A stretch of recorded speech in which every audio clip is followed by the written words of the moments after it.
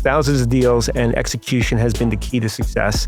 And he has and found many companies who've been able to do that and accelerate. And he thinks we're on our way to do great things. So. To his credit, it took him 5 minutes to understand our entire business. Wow, Kevin. Yeah, because I remember I was like, oh, this is going to be hard. I don't know if he knows this. And blah, blah. No, he like completely got us. I was blown away.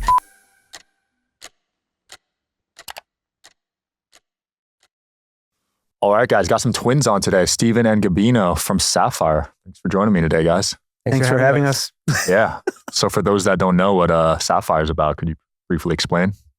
Yeah, sure. I mean, if you were a C-level executive, I'm meeting you in the elevator. The elevator pitch would be, we help financial institutions launch new funds as fast as 24 hours to be ready to trade. And after trade execution, we can help settle those trades at near real time. Now, what does that mean? Well, a big investment manager wins a pension fund, let's say the Walmart pension fund.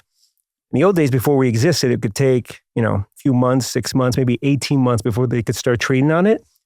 Now with our tech, it's plausible to get ready tomorrow. Wow. So a big investment manager doesn't want any slowdown. They'll put their onboarding through our platform. They'll tell their broker dealers or custodians, hey, if you want to be first to trade in this new fund, you might want to look at this technology. So it's quite compelling in that aspect. And then we eliminate some of the issues in post-trade. And we do this with 108 patents that my identical twin brother invented. Wow, that's a lot of patents, man. Yeah. It remembers a data point entered and a document shared for the life cycle of the fund, from inception to settlement. Now, we have a lot of big clients that use us. I mean, it's very humbling. You couldn't ask for a bigger win than having your first client as BlackRock. And then, to follow that, how can you make it any bigger? Our second client was JP Morgan. And then BNY Mellon, and so on and so forth. A lot of them have the press releases out on our website. You can check it there. We've been in business for about 8 years. And knock on wood, we have zero churn. Not one customer has left us yet. That's insane. I've never heard of a company with zero churn that's been around that long. Well done. Just to put a little color to this, because the complexity in actually launching these funds, I mean, we're dealing with global investment managers, and they're not just trading in the US and the UK. It's India, it's Brazil. And so you have to deal with the local regulators, the local banks. That's part of this process of why it takes sometimes months. And a lot of this was actually manual paperwork. They'll actually FedEx documents to kind of get the wet signatures and stuff. So that's part of what we're bringing into bear with the digitization of this entire workflow.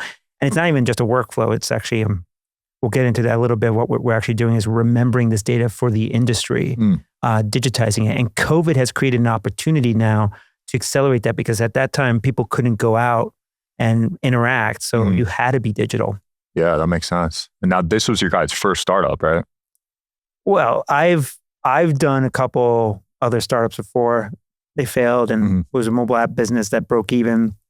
And honestly, and I say this for anyone who's watching as an entrepreneur, you could pay, I lost $80,000 the first year in the mobile app business. Yeah. That's a lot as an individual. This is, back 2012 or something like that.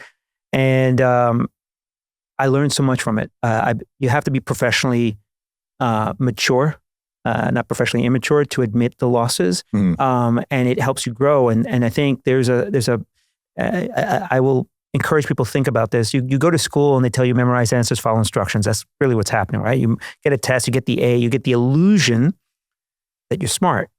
The test is over, you forget everything, because it's really a memorization game. And if you go through at high school level, you have the aptitude to do problem solving. And I just don't think sometimes school gives that freedom. You're always just trying to get the A because you're trying to get to college. And so you're focused on the memorization. And so if you have the freedom to fail and not quit and say, okay, how do I pivot? Then you learn. And I got to tell you, those mini failures, and I know we have a short time today. My brother knows the story. There was a mobile app business where a customer was calling me and complaining about something and it was wrong. And he told me, this. He's a good cheerleader for me. And he gave me a pitch. But what I had to know, and the expertise we'll get to about myself, is I know how to build products fast to market. There's not much that I will boast about, but that I'm actually pretty good at.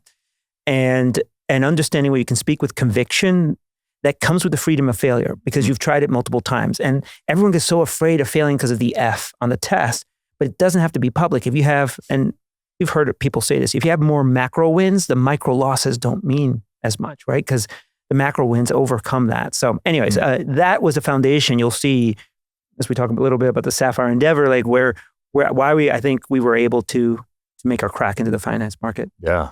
Did it take off right away the first year, or did it take some time? No, it took time. It was pretty scary. I'll probably say the first 5 years, probably the scariest time of my life. I mean, I put all my eggs into this basket right here. You guys really trust each other. Yeah, well, I mean, I think when we left, our schooling years, in college, we took 2 different paths in careers. I took one in technology sales. He was in product development, mostly in finance. We matured a lot and establish our own credentials and credibility. So when I convinced him to take a chance on saving a consortium, which I'll describe later, I said, maybe you'll find an idea on starting a new, entrepreneurial opportunity. And you were asking the question before about entrepreneurship. Well, it's in our blood. I mean, both of our grandfathers were entrepreneurs. My father was an entrepreneur. I dabbled in consulting services while I did my job when I was working at AT&T for about 18 years. So yeah, I mean, it didn't come easy. And if I knew it was this hard, I probably would never have done it. So, yeah. I love the honesty. It's not an easy lifestyle. It's not. So like my brother saves his consortium. He gets a reputation. You think his reputation is going to carry after he starts his own business, but he doesn't have the backing of the big companies he used to work for. People are hanging up the phones. People who committed verbally to you are now disappearing and scattering. Wow. Yeah, it's very humbling. Then you have multi-billion-dollar conglomerates that'll tell us to our face, even though we have 108 patents, that they're going to copy our screens, copy our service, pretend they do the same thing. We'll sue them and we'll go out of business. Good luck. Because you can't afford it, yeah. Yeah. You wouldn't know the names, but we don't want to go suing. We went with the product approach, and our history growing up, we're all about resilience and perseverance. So we stuck through it. And I would say, about 5 years in, we started getting our footing really well and establishing ourselves moving forward. I think the thing is persistence and perseverance. And I always liken this because people who want to be entrepreneurs, they're enamored with the Instagram experience that they see and people posting their vacations or cars or whatever it is. Anyways, but the truth is like you work out at the gym, you go regularly 3 to 4 times a week, and you're suffering to get that chest pump, that shoulder press, those bicep curls. It's painful. It's annoying. You gotta do the grind. You got to do the same thing mentally and even spiritually, weekly. And people don't spend time like that. The smartphone creates instant gratification and distraction. Right. So now it's even harder than ever. I will tell you that regularly I spend at least at a minimum 3 hours on the weekend, maybe close to 4, where I zone out. I listen to music that's instrumental without words, so I don't sing along. And then I just write notes. Like I journal what I did the last week. What story do I want to tell in 3 months from now, 6 months from now, a year from now? That helps me plan. And I'm pivoting on that regularly. And I say this because you'll say, hey, I checked the box. I took a course and people told me to do these things and it didn't work because people are memorizing answers following instructions. And the truth is you have to tailor that stuff as it comes so that you're meeting the market's needs. And part of what Stephen just shared, and I can give my background a little bit on how we arrived here, but I say this for any entrepreneur who might be watching, is that you may have a great idea, but the altruistic nature of that idea isn't enough to get the adoption for people to buy your product or service. You have to come to terms with the fact that you have to address the selfish needs of your customers first. So I'll give 2 quick examples, if that's okay. Yeah. Like that mobile app business I talked about. It's a funny story where I had my company was listed on a clickbait website, but some Quady family found us and thought we were like the number 2 best mobile app company out there. And just long story short, they wanted to create like some theme park ticketing app. I thought it was a bad idea. I refused. I said, hey, it's great, but I don't think we're a fit. And they were impressed because no one says no to them. So they came out with the second idea that they wanted to do a supermarket delivery app.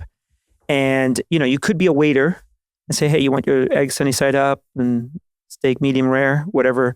But the truth is unless you understand where your customer's coming from, you're never going to make them fully happy. And so I said to them, like, well, you want to create this supermarket delivery app, which was the second idea. All right, do you have relationships with supermarkets? No. Do you have logistics companies to deliver the stuff? No. Well, how do you plan on promoting this? Well, you, meaning me, I'm going to design such a beautiful app that they'll just want to use it. And I said, there's nothing proprietary, nothing patentable about this. So what you want to be is, as a recommendation, is a coupon sharing app. Pick one supermarket that you want to target to partner with and scan their coupons weekly, put a create a QR code and do a guerrilla marketing campaign, get 50,000 of their customers in. After you have 50,000, ask them to do an API with you. And because then you'll say, hey, we have 50,000 of your customers coming here. There's value behind this. So you're making an investment up front to build a network. And then they're likely to say yes now because you're providing value to their customers. You're just asking for an API. Now you don't have to manually scan the coupons. Then when I said, when you get to 100,000, then you tell them you have this idea for the supermarket delivery app. And when they tell you no, because they have their own tech budget, say, that's okay. You get 100,000 of your customers interested in this. Maybe your competitors will be interested in tapping into this market. And now you've created a compelling offering because you have the captive audience, the attention of their network of who they want. And that's where the light bulb goes off, because people who are building businesses go to, let's build the supermarket delivery app, but they're not thinking about the adoption plan. Like, how do you arrive there with this great idea? You may have to pivot on probably like what you may seem as a inferior product roadmap, but that's where you bring the value. Right. That's actually the plan that we used with Saphyre to begin with, especially the first 2 years, is to solve a very important problem to create the scale that we're getting right now. And that was through LinkedIn marketing? Well, that's separate. That's that was different. That's accelerated. So, Gabino had a great idea to build a mousetrap.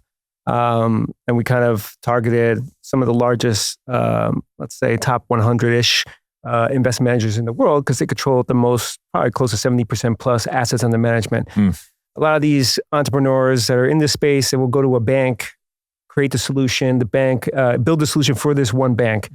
And in those four walls, it works. You get everyone to sign off on it. It takes 2 to 3 years, maybe 5 years.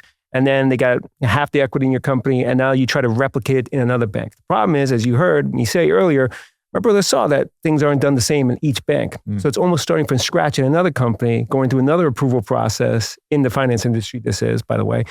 And so it's quite difficult. But if you focus on the investment managers that interact with the broker dealers and the custodians, and you bring them value where they start up a new pension fund and they're tied into new revenue, okay? Now you speed up that approval process from these banks that are 2 to 3 years, 5 years to a few months, and because they want to compete for that business. At the same time, they're incentivized to clean the data and structure the data properly because they want to compete for that business. And now you create the go-to-market strategy. My brother just gave us an example. Now, on the LinkedIn marketing strategy that you asked about, this is more of acceleration, because in finance, if you want to sell B2B, they want to make sure you have staying power, and your service has to be impeccable. It has to be utopia delivered to them. Perfection. Perfection, right, if they're going to adopt it, right? And those are the big things we have to overcome. And we don't have hundreds of salespeople to message and meet every single person at every single moment. And just as we were taking off, the COVID lockdowns hit. Well before that occurred, we were already establishing a very strong LinkedIn marketing strategy, and it wasn't even paid ads; it was just organic, which I'm sure you're familiar with. A lot of your followers are probably familiar with. But on the B2B side, the large institutions in general, in almost every vertical, haven't figured out the game on organic media. Yeah. And later on, if you do get to paid and you can maximize what the best performing content is and do a paid marketing, there's no other place in the world that you can target your exact customer profile, get their name, job, title, company, employment, whatever level you want to look into, region, any other platform than LinkedIn. Right? Everybody updates their profiles because they may want to get another job, or they want to have validity if they're going to speak somewhere, et cetera. LinkedIn is a place to do that. And their ad campaigns allows you to target that audience very specifically. You couldn't get that anywhere else. Yeah. So once the big companies figure that out, the small companies are going to be priced out of LinkedIn. That's what happened with Facebook. Yeah, exactly. So we took advantage, especially during the lockdowns. Nobody knew how to work, LinkedIn as well as we did. We got a lot of visibility and people to hear our thought leadership messaging. And, you probably know this. We'll speak at, conferences, and a lot of these conferences, everything is, Chatham House rules. They're not allowing any filming or anything to leave, but we negotiate in advance of these conferences that, at least for Gabino or myself or speaking, we're going to film that section of it and take our piece. We'll blur everybody else out, mute everybody else, but we'll repurpose it on social media and email campaigns. Wow. So now the investment on there didn't die. And the message we gave, even if the audience wasn't there, is tenfold when we're able to do it on social media. So the campaign has worked quite well, and it resonates because LinkedIn's kind of boring. And Very so boring. if you sit around, my board used to argue and say, what is this? You're trying to get followers like you do on Instagram, et cetera. They didn't get it. It's like, guys, think of it like the 1980s. So there was 13 channels. What happened when a commercial came on? You walked away or you turned the channel. Okay? But if you're making me put an ad every single time on LinkedIn and I have to talk about what my product is and what, you should pay for it, this and that, people will stop following you. They'll tune out. So we're about informing or entertaining in our approach. Now, that's the other thing real quick. And you've said this before. People follow people. Yeah. They don't really necessarily follow companies, although there are exceptions. And you tell a story, and I think we've been very open about our journey and even our struggles and the hustle. I mean, even to arrive here, I mean, what was it? I went to Orlando, St. Petersburg, London, Dublin, London, Las Vegas now. Then I go to New York and then Boston, back to New York. So like, that's a grind, right? We're going through it. And I think we try to share, like, sometimes it's not about the product. It's just, hey, I'm heading here. And we take a picture of the skyline, or, I take a picture out of the plane's window to kind of show. I mean, there's some pretty nice shots. I tell people, don't close your window shades. God's got a beautiful canvas he's painting.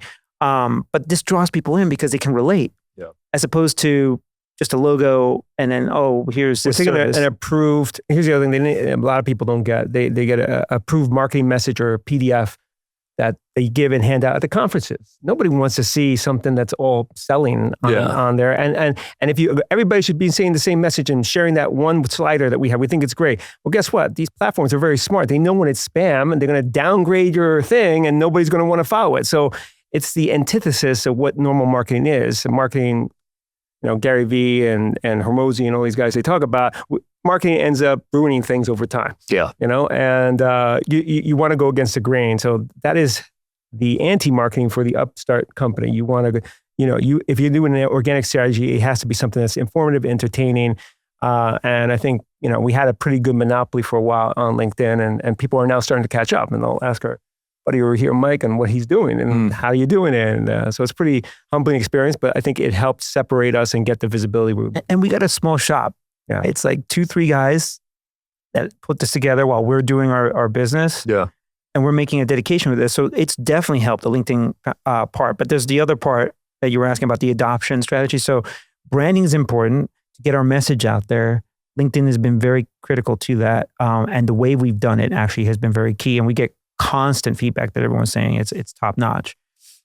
But still, for the regular entrepreneur, for the adoption plan piece, and what we've done in our case is our targets are these banks. How do we transform them? Stephen alluded to it in his explanation of like how the process kind of works today. I point to smartphones because smartphones are not that smart. They point to the cloud. And there isn't, 3 versions of Stephen's LinkedIn profile because there's 3 of us here. There's one version in the cloud, and we all reconcile that. And the industry, although they'll argue otherwise, I know because I worked with all these major institutions. I saw their data. And Stephen quickly said it, but I don't think people who are watching me appreciate this. He talked about consortium. I got to see several banks' data together. I used to work at JP Morgan, and I thought the world worked like JP Morgan. And then I got to see the data from all the other major players on the street. And I realized it's a little bit of a cluster. And what's happening here is their customers, such as BlackRock and others, right, that are doing business and trades with them, are not just trading with one bank, they're trading with all of them, right? And if they win the Coca-Cola pension fund, the Walmart pension fund, the IBM pension fund, they're trading on their behalf, right? They're resending that information to every single one of those firms that they trade with and everyone that they custody or bank with, okay? And the pitch that I made is, and the learning I made was, okay, how about we create this repository in the cloud? This was the altruistic idea, by the way. So the idea that I wanted to come out with that supermarket delivery app piece was, why don't we create this repository where people can real-time, the customers can real-time reconcile their data, and all the banks that do business benefit from it, and the customers can self-serve it. So you can't have better information than your customers identifying that it's Sean or it's Stephen that can trade on these accounts, and here are the data points, the tax forms and everything, validating it real-time. Because right now, the firms are working more, not right now, some of them are working with us, are still working in a batch process. We're doing Excel file exchanges. It's point in time. And they still have mainframes and Windows 95 and multiple departments, and they bought multiple banks, and they duct tape this stuff together. and they're plugging the holes in the dam, so they're afraid to come off of it. But if your clients are self-affirming this in the cloud, it's a great on-ramp to revamping and doing this digital transformation. All of them agreed, by the way, that we need this type of technology, this market infrastructure, creating the rails to do this. Not a single one wanted to adopt it. And so the plan was we went to, the top 22 investment managers have $1 trillion or more in assets, right? Yeah. BlackRock being at the top, but that's public, right? So, I pitched to them and said, do you want to do this one time with every single one of these firms? I mean, they may trade with 20, 30 firms and bank with, another 10. Or I tell them, what do you want? One and done. Do it one time. The network will not only create and establish all those brand new accounts from scratch, by the way, but when the tax form is expired, their tax teams have to go to every tax agent, every custodian, every broker dealer, and set up the electronic platforms. What if you do it on a platform like ours and we already remember that relationship, part of the 180 patents that we created? So it automatically, it's not a data lake. A data lake is like a folder. If you park documents in there and you have access to that folder, you see everything in that folder. Mm-hmm. This is direct permissioning to a specific team at a bank, like the credit risk team versus the KYC team. And that was a huge benefit. This is sure. And that's why we've had success, because every time a new mandates come, like I'm just making up Stephen said the Walmart pension fund, if they are now issuing, $200 million and they give it to an investment manager, that investment manager is like, hey, if you want this first trade, you go through Saphyre. Otherwise, I can't wait. And by the way, we benchmark it, right? So like for right now, we know with FX spot trades, we can get them set up within 24 hours to 48 hours. If you don't meet that benchmark, you're not going to get the first trade from the top investment managers. That trade's going to go away from you. Wow. So this motivates the banks like, oh, wait. How do we get there? Even the tier 2 banks are saying, we want to be like the tier 1s. We would like those first trades from those $1 trillion asset managers. How do we do it? So now we're creating an incentive because we address the selfish interest of our customers, the banks, by bringing them new revenue, while at the same time creating this efficiency play that I was talking about. Now, I'll let Stephen explain the analogy of how we don't just, this is everything I just described, this before you trade. This is all pre-trade stuff. And the industry hasn't invested in that. They've invested mostly in trading because that's where the money is to be made. And then post-trade, because unless you settle the trades, you don't make money because you don't know what accounts to settle everything in, okay? And the key thing here is I want you to understand when you trade, there's only an 8-digit code. It does two things. It hides that you're trading on behalf of Warren Buffett. So Warren Buffett's buying Apple shares today, the whole market's going to move, and then you're trying to compete for the best price. Yeah. So it hides that. The second thing it does, it hides, it makes the execution faster, because if the machine had to read Sean's full name, so tax ID, address, and everything else, right, the price is going to move, right? So if you have an 8-digit code, you execute quickly. Then in post-trade, all you have is some random 8-digit code. Do you know it's Warren Buffett, Berkshire Hathaway? No, right? You got to know all this stuff. So in post-trade, they wind up trying to remember everything in pre-trade. Manual. Manual. So part of the, as part of the... Sounds messy. So part of what we do in pre-trade and the patents that we have, and this is before the machine learning part that we bring in, we create this Rosetta Stone account mapping. So we know every tax ID, legal entity identifier, LEI, global custodian account number, sub-custodian account number in Brazil versus India, right? Every broker trading account number, Goldman versus Citi versus JP Morgan, right? For FX spots versus equities, and all the electronic trading platforms. And so it doesn't matter which ID you have, we can reverse engineer the entire trading relationship, and we know exactly what account to settle in. That really accounts to about 70% of the activities in post-trade can go away, because what they're doing right now is the buy side, investment managers and asset owners who do the trades, they do something called a reconciliation matching. The sell sides on the bank, they do reconciliation. Then they have custodian banks that sit on each side, right? You have a bank account, and if you buy something at the grocery store, they have a bank account. Your debit card is your custodian where your money sits, and you're exchanging it. They're reconciling, doing matches. So you're doing reconciliations 4 times. If you do it in the cloud, 1 time, and you can reverse engineer the account IDs, only 1 reconciliation has to happen. The banks can all see it, then they can settle the trades immediately. Wow. That's where we're going to. And Stephen has an analogy for this, but yeah. Let's hear it. The easy analogy. I'm sure we have other questions you'd like to get into, but the easy analogy on all this is the industry, like if you remember the whole Robinhood GameStop fiasco. Yeah, that was crazy. Yeah. So they stopped buys and sells of GameStop. That was mostly on securities lending, but it does lead to this thematic theme that's happened. A lot of the investments have done in post-trade because they're reacting to traders. A trader made their money during the day and they're screaming, fix my failed trade, my crash trade, because something happened in operations. And so they have all these thousands of people in post-trade to try reassemble things. And the way they're treating it is like they're trying to reassemble a crash plane to go fly to its destination and land there. But if they just invested in the pre-trade before the plane took off and just put the right security precautions in place, you wouldn't have to deal with crash planes. And that's where the value is that we bring in here. So we start in pre-trade, we create the memory, and then we eliminate up to 75% of those issues in post-trade just by doing our stuff in pre-trade. And then when there are issues, we can re-expose the information. Like my brother was talking about the H-digit code. We already mapped it. We know exactly what it is, where it belongs to, who it's for. You can assemble it quickly in post-trade and settle that trade in near real time. Yeah. It's a proactive approach, right? Right. You mentioned Buffett. Did you guys see he sold all his stocks the other day? Oh, we were traveling, of course. Crazy, right? Yeah. Up, really? He sold everything. To what? Did he say what he's buying now? I don't know. He stays pretty low key, I feel like. He doesn't really announce that beforehand usually, right? Yeah, no, he doesn't. So. Yeah. That dude's really smart. So that kind of spooked me a little bit. We'll see what happens. Yeah. Kevin O'Leary spoke at your conference last year, right? Yeah. What were some big takeaways from that? Well, it was an honor to have him there. Obviously, he's notorious for Shark Tank and entrepreneurship, and he gave some nice words for us over there. And it was kind of like a nice setting. We had it at the NASDAQ. Nice. Kind of like leading to what could be our future. IPO maybe. Yeah, we'll have to see. But he was quite impressed about what we've been doing, and we asked him if he wanted to take the opportunity to speak there. We had Melissa Francis there hosting the event as well, and answer some questions. With our mutual clients that happened to be attending, and he did. And he did a great job. And he talked about thematically, like the biggest thing, which I'm sure you talk about with a lot of entrepreneurs, is execution. Yeah. That you can have a great idea, but if you can't execute, it's meaningless. It's a dime a dozen. Ideas are all over the place. You got to figure a way to execute.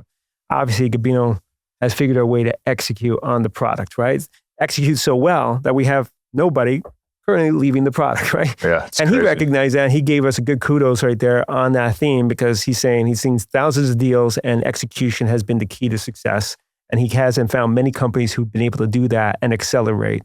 And he thinks we're on our way to do great things. So. To his credit, it took him 5 minutes to understand our entire business. Wow, Kevin. Yeah, because I remember I was like, oh, this is going to be hard. I don't know if he knows this. But no, he like completely got us. I was blown away, honestly, like genuinely. Because I know there's the optics and the, this celebrity status, and people think, no, there's substance. He knows about finance. Yeah, he does. Yeah, he does. And he got our business in 5 minutes, which isn't easy, I would say. But I'm still trying to understand it. but the execution part I wanted to say is, even though it was the brothers here, there's a whole team. And Stephen alluded to Mike Travers, our senior director of marketing, and he's been phenomenal. And, I go back to my chief product officer, my CIO, and Michael Brandy, Isha Kawaja, and Kelly Downing, who's my UX person. These are the founding employees and many more. The execution part, and I say this because I've observed some other entrepreneurs, right? And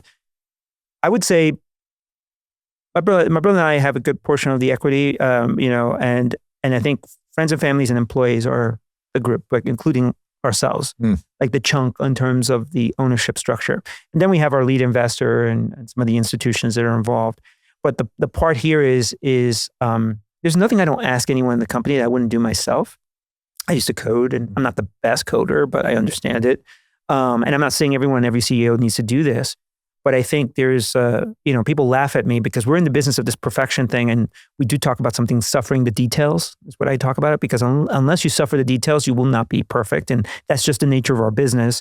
You got to understand all these data points to map them, right? And you'll be surprised. There's like tomato situations, right? Where someone will spell, FX space swaps, FX underscore swaps, FX concatenated swaps. It's the same trading instrument, just spelled differently 3 ways. Our platform maps it. Or if someone's lazy and they just say CDX, which is their 13 credit trading instruments, but a particular customer only means 6 when he types that, not 13.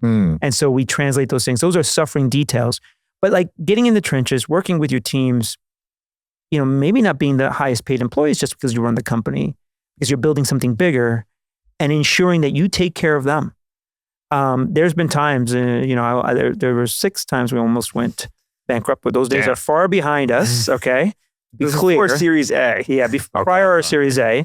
But, there was a bake-off where we only had 15 employees against a company who had 15,000 employees. Jeez. And we won every single bake-off. What's a bake-off? Well, where they test our product next to the other. Oh. And we invented, I literally invented this new process. And by the way, we have workflows, and I want to be clear to people, like, because these firms have made their own investments in their own technologies or other vendors, you cannot pitch an idea and say, yeah, just rip out the kitchen sink and now use us. And that's a huge to do, right?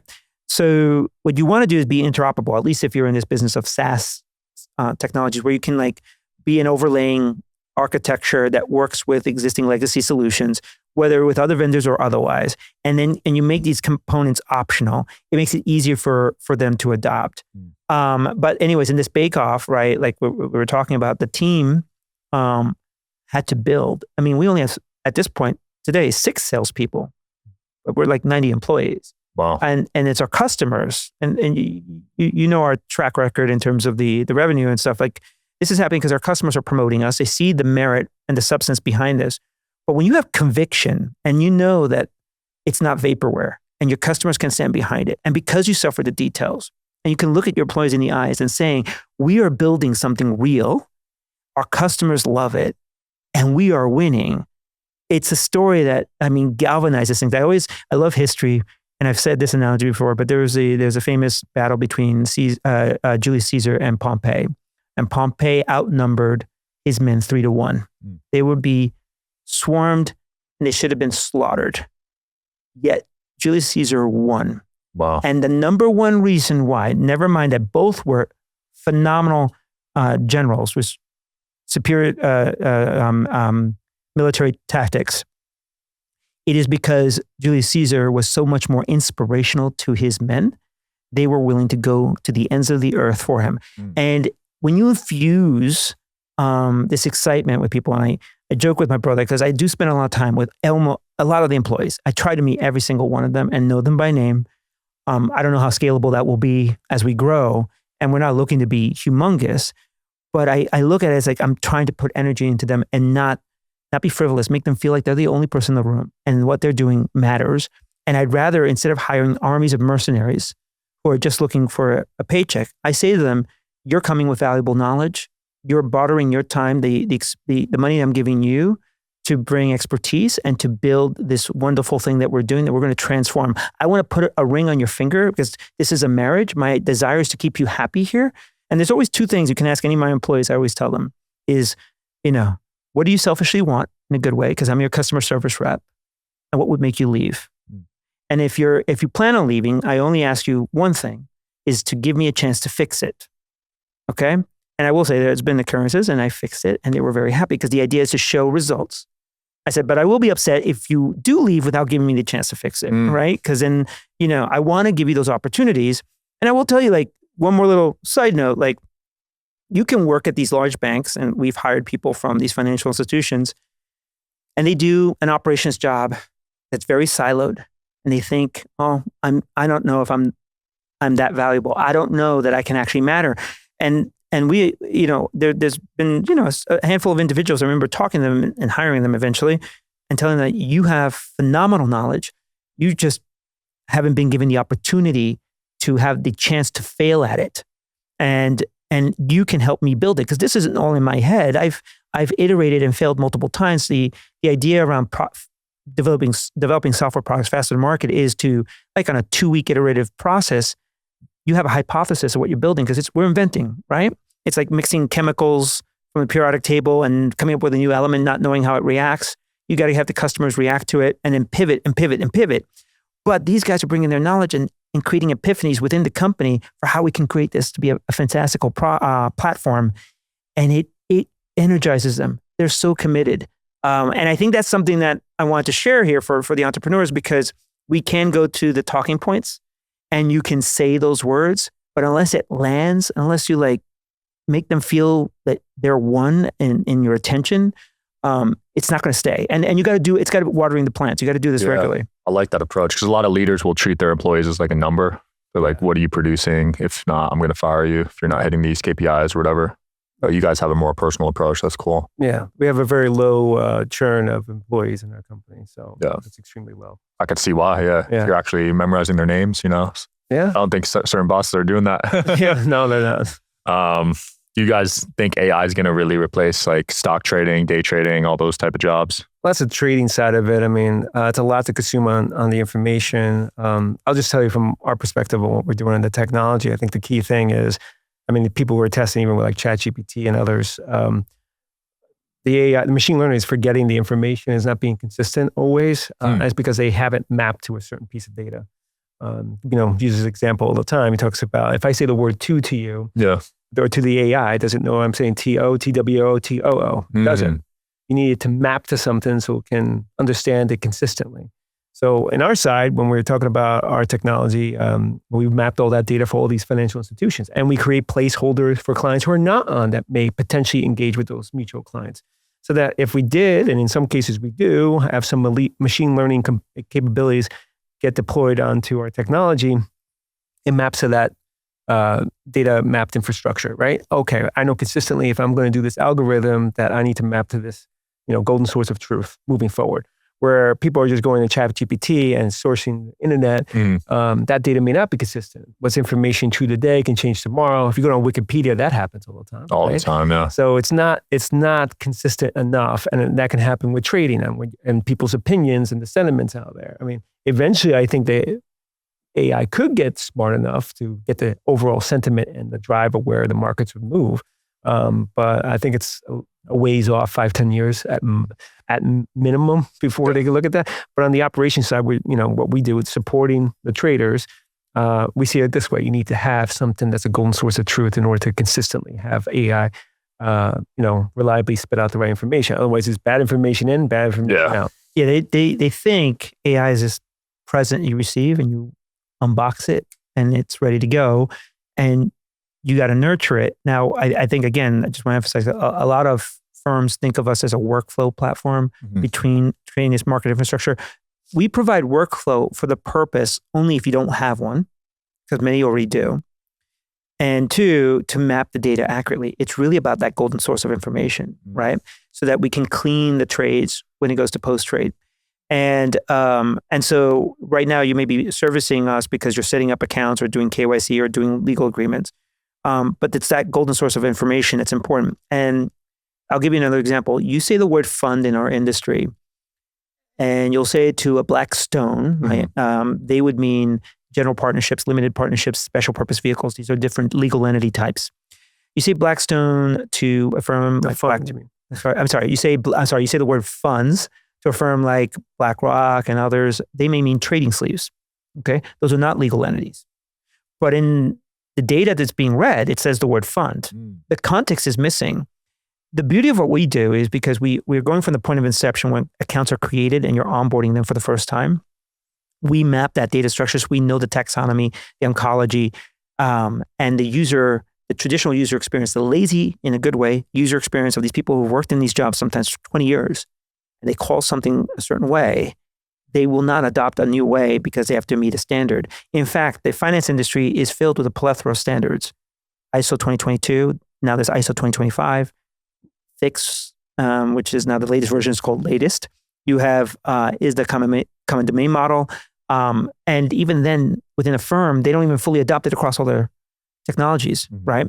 And so how do you can rush to say AI is going to do this, and this is why I think Stephen's hedging on the number of years, although I think the technology is rapidly expanding in AI. It's super, super fast, super, super smart. But in order to be effective, and because you need perfection, you have to have that data mapped. And so there are banks out there that say, hey, we have the most data. We're applying this AI because on pet projects internally, it looks promising. But did they do the push-ups outside of the four walls of their firm because they understand the data their way? Do they understand the way their clients need it in order to be effective?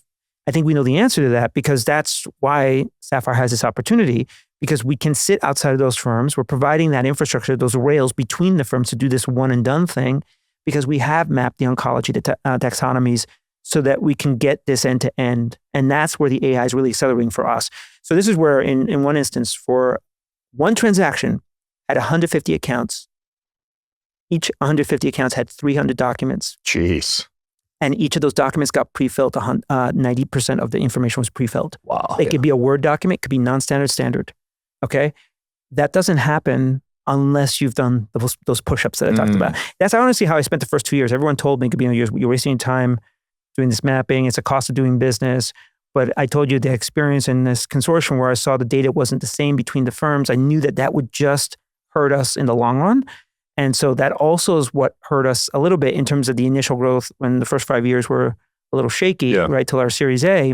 But it now is paying absolute dividends. You guys had a good Series A, right? 18.7 million. Yeah. That's impressive. Yeah, no, I appreciate it. I mean, everybody thinks it's great raising money, but it just means you owe money to people. They don't talk about that part. No, giving away equity. You got to get a lot more money to pay that back and then some. So that makes it worth it, So people brag about how much money they raise, but it's a big weight. It's a liability, right? Yeah. But it fueled the growth to where we are, I would say tens of millions in ARR at this point, right? I think we're seeing that we're reaching a point of where we expect a snowball effect. And I think one of the biggest things, and I don't know if you were going to cover this, but last year the US market just moved to something called T+1. I don't know if you've ever heard of it. No. So before May of last year, if you bought Apple shares, they didn't have to deposit those Apple shares for 48 hours. Okay, so it wasn't instant. That also, by the way, led to the GameStop issue because they were lending more shares than were available because there was a delay on when trades settle. Right. Okay? So that's part of the reason why they moved that regulation. But the US market, being the largest market in the world, is a monolithic market where you settle the trades. It's either in DTCC or the Federal Reserve for treasury bills and bonds. But Europe is moving to T+1 come 2027, and they have a plethora of countries. Yeah. Okay. And you're not going to be able, I will say, you'll probably hear some arguments. There's been automation employed to do some of this work, but what you need is intelligent automation, not just automation for automation's sake, because intelligent automation will know who needs to be permission these documents, these data points, right? So that you can get to T+1. If you're doing T+1, meaning settling trades within 24 hours, internally you have to be T0 real time, right? And so now what we're seeing is in the European market, because there's a disparate set of countries, all with their own central security depositories, they're going to need intelligent automation because some of those places will be a T+1. I think some are currently a T+3, 72 hours, right? To settle trades, never mind 48 hours. So now what you're going to do, you're going to create a separate manual team for the ones that are selling trades in 3 days versus 2 days versus 1 day. Or why don't you create one model, basically T0 within your firm, and know when you're obligated to settle trades T1, T2, T3 respectively, right? And that I think is the opportunity we're seeing, especially not just in terms of AI to actually remember where all this data is and how we can actually scale it, but now provide a way for real-time interaction between firms. Because instead, today, I'll give you one more quick example. I'm sorry, I'm going into the weeds, but if you bought BMW shares in Euroclear, one of the banks could say, hey, you wanted 20,000 shares, I only have 10,000 shares. When we say a central settlement depository, imagine it mailbox. Okay, so if you, Sean, bought Apple shares from me and you live in Las Vegas, right? And I live in Jersey, like I told you before, I would have to mail you the Apple shares. And then tomorrow you could have sold them back to me. So the FedEx is going to take time to get to you and then we have to send it back. Instead, we just do it downtown New York. It's a mailbox for you, mailbox for me. You just take it out of my mailbox, put it in yours. You sell it the next day, they give it back to me, right?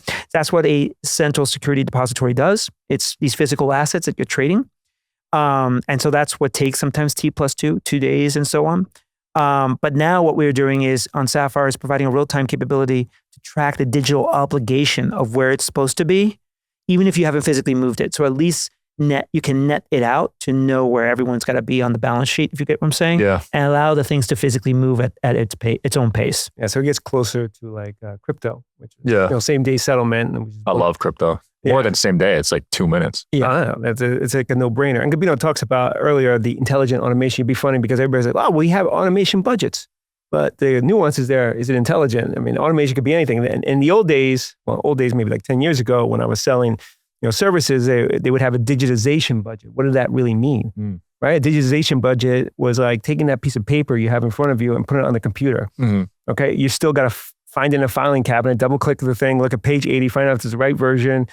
That was digitization budgets. People would claim that they are achieving digitization for their company when they're just taking paper and Now there's apps that do that. Right. And then these manual steps still occur, except they're just happening on filing cabinets in your computer instead of, in the office. Yeah. It goes the same with automation. It can't just be automation. It has to be intelligent automation. And it can't just be AI unless you have the mapping for that data for AI to be reliable. Oh, and there's one more thing important about AI I forgot to mention, or actually two things, right? You don't want account numbers to be remembered by the AI, right? Well, for one, it's sensitive information. There's also personal identifiable information and stuff. So you want to use the AI to conduct an activity, like let's say scan a 80-page document for the terms that you need to track and maybe some of the details, and then forget it, and then do that to the next document, next one, right? And by the way, also there's memory issues too, because the amount of power that has to be used. So the more expansive the activities, you'll see some people like lower the accuracy from 99 to 95%. And that's galaxies apart, by the way, in terms of the mistakes that the machine will make. So one of the things in Saphyre that we use is we do what we call a maker-checker process. So the AI would be the maker, and then we have configuration to allow specific users at the firms to be the checker. So you can have 2 people, 3 people do the check before you commit it, and then it goes to the network. But it saves you time because no one has to key it in and try to find it. We just have to eyeball it to make sure it's right.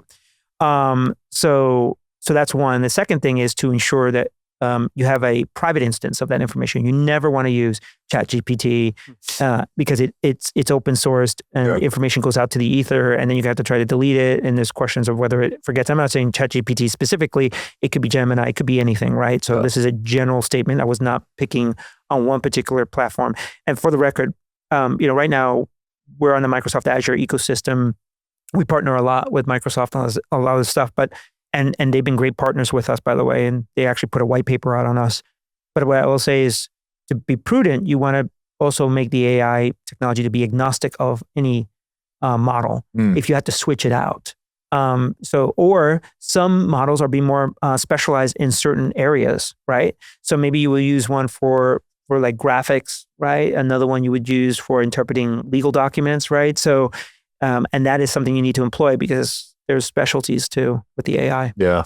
What's the main focus for you guys this year? Anything exciting coming up? Just accelerating growth. I mean, we had an announced partnership just back in December with BlackRock's Aladdin, which has about 150 so investment managers. So we're going to be working with those clients potentially, looking to roll that out. And we have a couple other cooking big news items that we're on the cusp of announcing, but we're a little bit in the back pocket. We do big marketing events every time we have those big announcements, so we don't want to get ahead of it. But yeah, I mean, the thing is to continue accelerating the growth that we've been seeing in this business, and to try to provide a clean, intelligent automation of services between these external counterparties in finance. And a lot of people don't even know how to understand it. When you hear investment manager, broker, dealer, custodian, think of the custodian as the bank holding your physical assets. The broker is like the guy that lets you trade on the stock market. He's licensed. And the investment manager is like the wealth manager in the corner of that bank, advising you where to, allocate your portfolio. Those are the 3 major parties that happen in the B2B space that we're working with. And they all have their selfish interests, as Gabino describes, and we got to address those interests. But, we have an exciting thing coming out soon around AI, the machine learning components of it. We do keep it separate as an option for our customers to opt in, because there's a higher level of due diligence before they adopt something like machine learning on a platform. I think that's the focus on that. But go ahead. Yeah, no, I just, one on the Aladdin thing in general, like order management systems for these investment managers give them a macro view of where their trading and positions are. That's really, really important. So, I think what's interesting here that Saphyre is getting into with order management systems is allowing portfolio managers to get real-time statuses that, hey, I can trade in India for the Indian rupee versus Brazil and so on in real time. You usually get these batch processes, and believe it or not, if India wants to protect their currency from being hurt, and so they require to understand when you're selling their currencies and whatnot, what's going on. Those accounts come closed sometimes and you don't even know it. Now you're doing a big trade and now it's at risk of not fulfilling because the India, Indian market closed it on you, right? So these types of things are very important for portfolio managers that are trading. They'll do a block trade. And if you don't know what that is, a big investment manager is buying 100,000 shares of Apple. Don't want to buy it 10 times for the Walmart pension fund, IBM pension fund, Coca-Cola pension fund. They'll do it one trade and then they allocate it to all 10, right? Okay. And so if one of those accounts now don't close, you hold up the whole block. Can't settle that whole trade, right? So it becomes a problem. This is where we tell them real time, there's going to be a problem here. Don't allocate to that one fund. It has an issue in India. Swap it out or resolve the issue in India if you can in real time. Most times you can't. You need a little more time. And that's why now we're showing front office benefits here. And it's not just for the investment managers or these asset owners, but it's also for their sell side counterparties because they also pay a penalty for not settling trades, right? With T+1, this is what slows it down if you're not working real time. So that to me is super exciting because it shows that all this plumbing stuff that we do in pre and post trade helps benefit the money-making parts of the businesses on both, the buy and sell side. In terms of the AI, some really exciting stuff that I'm working with the team on.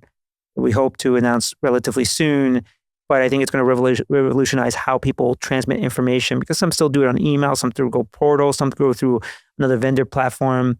And then we talk about interoperability. This is a big thing. This is where I will say I can say this confidently, no one spends more on R&D, research and development than our team in this space. Wow. Most solutions are one-trick ponies between two parties. Steven just talked about 3. We actually handle way more. Those are the 3 are the most important types of clients we deal with, but there's a whole plethora of them.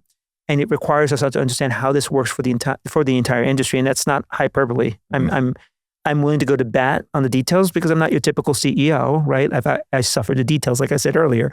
The last thing is, to me, the biggest exciting thing is that move to T+1 in the European market. And they have to be T+1 ready by 2027. That means, and you're going to say, well, that's almost, a year and a half, 2 years away. No, they got to prepare. So we are getting stuff in the works that we're pretty excited about. And I think it's going to be a real game changer because when you're talking about the plethora of countries that are involved, unless you got intelligent automation and unless you have real-time interactions across firms, not just inside your firm, but across firms, you're not going to be able to meet that demand. I'll leave it at that. I love it. Where can people find you guys and find out more about Saphyre? www.saphyre.com or LinkedIn. That's probably where you see most of our updated news. So you can find us there as well. Or Gabino's personal LinkedIn page, my Stephen Roche's personal LinkedIn page. So yeah. Beautiful. We'll link it below. Thanks for coming on, guys. Yeah, we appreciate it. Yeah, absolutely. Thank you. Check them out, guys. See you next time. See ya.